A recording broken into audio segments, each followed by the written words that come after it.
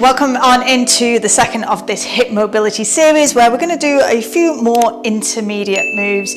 So definitely check out the beginners. Want to make sure that you are very comfortable with all of those moves before advancing on. And remember that these moves aren't exclusive. These are just some of my favorites that I like to include in my warm-ups before I'm working out to help work on my hip mobility. So we're going to start off today with some leg swings. We're going to be using different directions. So hand against the wall, standing up nice and tall, engaging core, and we're just going to take the leg forward backwards. Don't take it too far too soon, and if we can have done some gentle movement, had a bit of walking, just moving around, just don't do these completely cold is what I'm saying.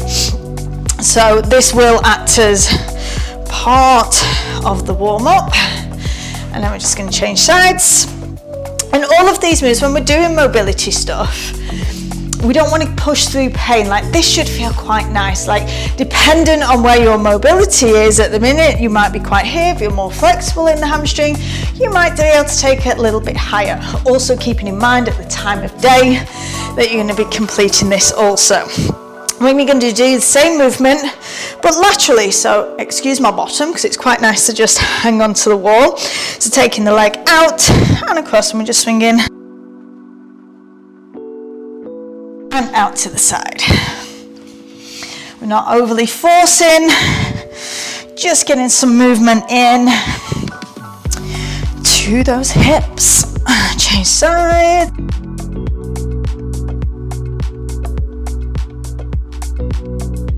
And just kind of embrace that your mobility work should be preparing you for more movement and should always feel generally quite good. Okay, so progressing on from the assisted squat that we did, we're going to bring it into an unassisted deep squat. So being aware of your shoulder position, and we're just going to start coming down. Dependent on your own body biomechanics, everybody might be a little bit different, so spread the feet wide. I tend to have to turn my toes out quite wide. In fact, I've had to do a lot of work on the deep squat. We're just continuing for a few reps. So I've had to work a lot on this. It's taken me a long time position, and I've definitely not got the best deep squat in the world. Just doing this, oh, it feels so nice to open out from the hips in that position. We want to keep the heels planted on the floor. If you find that you can't get down that low without lifting the heels, definitely go back to the beginner session one and that beginners. Now hold it down this time from here. Just going to take a little wiggle from side to side. Definitely feel some clicks and pops going on when I do that. And then sinking in, I'm just going to press my elbows in towards the knees, trying to lift the chest up as much as I can. And then from here, roll it all the way back up. And you can repeat that for as many times as you can, always want to, as feels good. Next movement, the world's greatest stretch, because it feels good. So we're going to come down into a high plank position, hands under shoulders, core tight. Walk or step the foot as close to the hand as we can. Now from here, really opening out into the hip flexor, and then from here we're just going to add a rotation by bringing the elbow up and behind, rotating, so you're going to feel it opening in through the glutes. We're going to get some spinal rotation going on, and I like to sit back in between into a down dog position and then coming back. Use your butt to straighten out that back leg, adding that rotation. Repeat. You might find that hip flexor at the back opens up that little bit more, and you can start to sink a little bit deeper into the movement.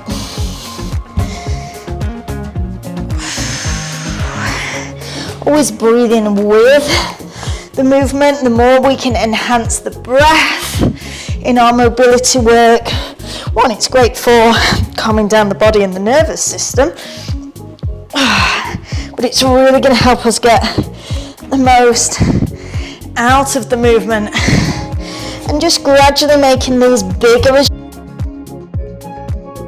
starts to feel that bit warmer. Last one here.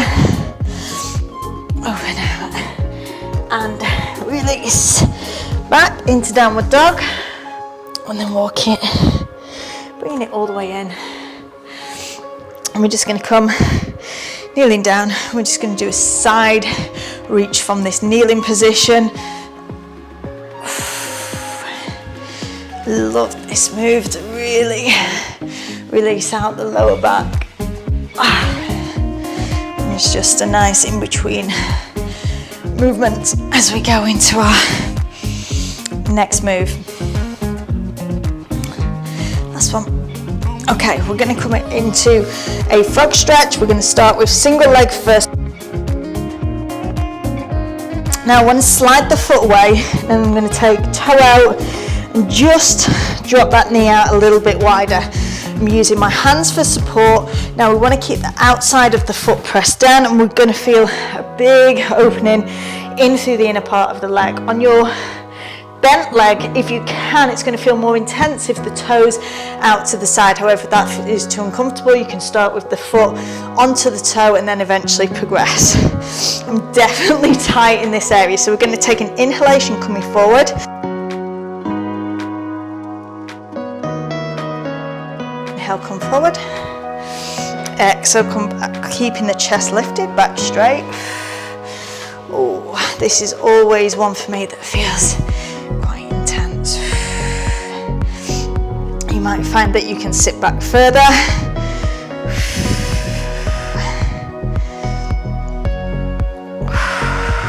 You might find that you can lead that leg out a little bit further. Inhaling as we come in. Exhale.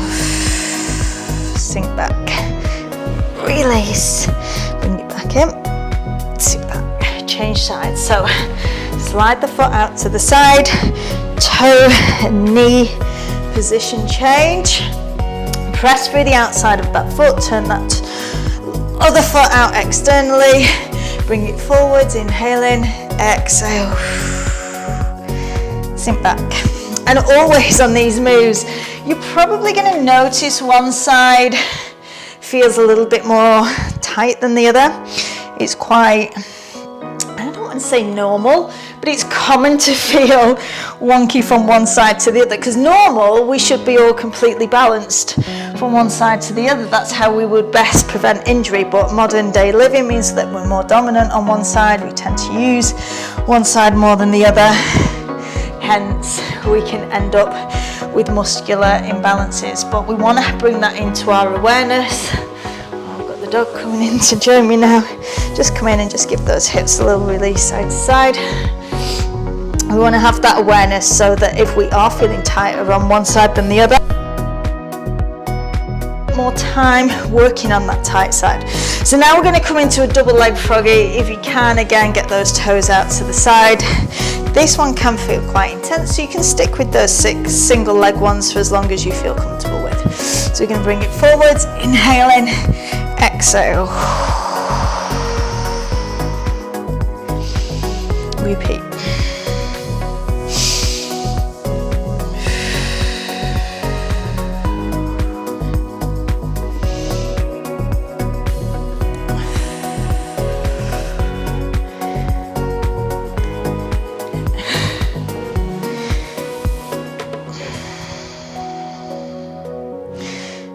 Just enjoy the release on these. Don't force it.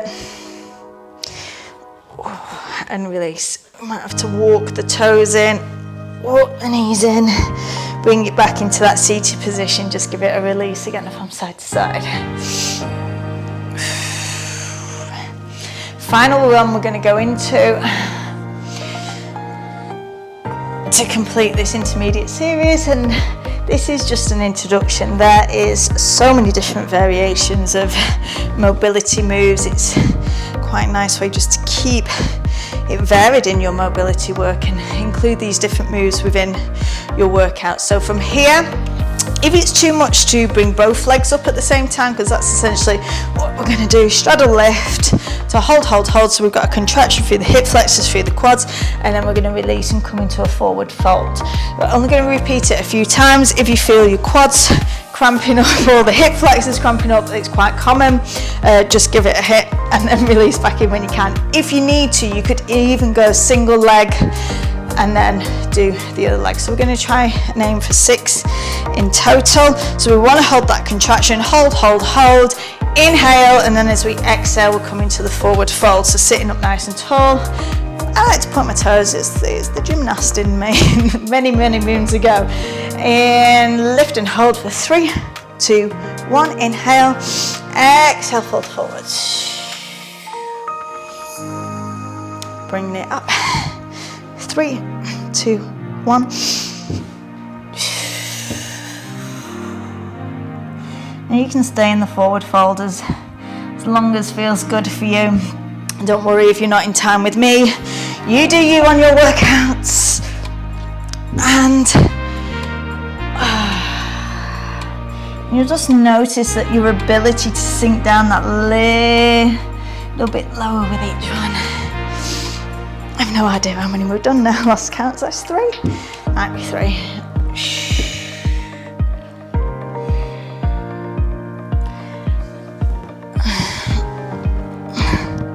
Hip flexors working hard.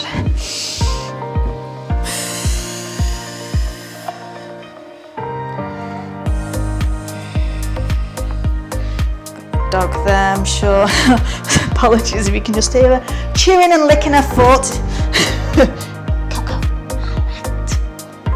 I shouldn't talk to her because she'll come over to me now. One more time. Lift, lift, lift. And there's the cramp. Inhale, breathe it out. Come down.